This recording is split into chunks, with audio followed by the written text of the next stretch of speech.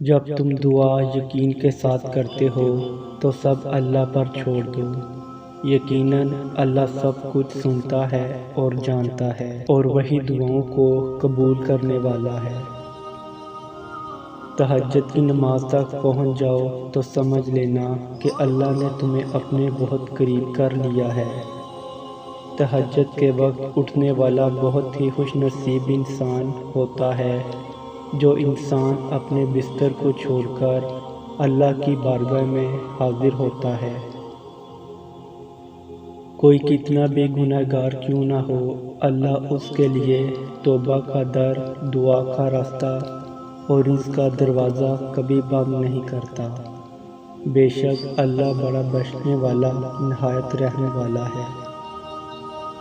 کیوں فکر کرتے ہو؟ جو رب تمہارے دل اور لبوں پر دعا کا خیال لا سکتا ہے، وہ تمہارے نصیب میں بھی تمہاری چاہت کو لکھنے پر قادر ہے۔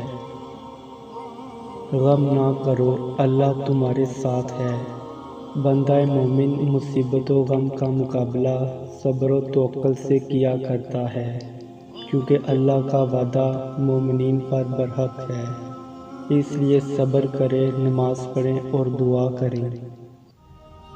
تم اللہ پر یقین رکھو، ایسا یقین جو ہر شک سے پاک ہو۔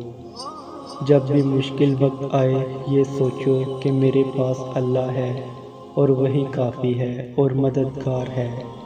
انشاءاللہ جلد تمہارا مشکل وقت خوشی میں بدل جائے گا۔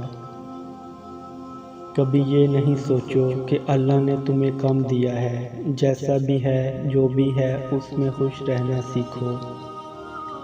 اللہ اپنے بندوں کے لیے رحمت و رزق کے دروازے کھولے ہوا ہے۔ یہ نہیں کہ کسی کو زیادہ کسی کو کم۔ ہمارا پروردگار ہمارے درمیان انصاف کا فیصلہ کرتا ہے، اور وہ بہترین فیصلہ کرنے والا اور صاحب علم ہے۔